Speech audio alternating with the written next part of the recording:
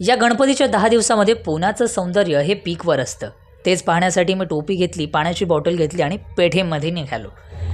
आज आहे गणपतीचा शेवटचा दिवस, त्यामुळे सगळीकडे आज सत्यनारायणाची पूजा चालू आहे. तुम्ही पाहू शकता. आता मी रिक्षा केली आहे, त्याचीच मी वाट पाहतोय. मग मी थेट रिक्षा केली शनिवार वाड्याची. हळूहळू हे ऑक्सिरीजचे फ्लेक्सही दिसायला लागले.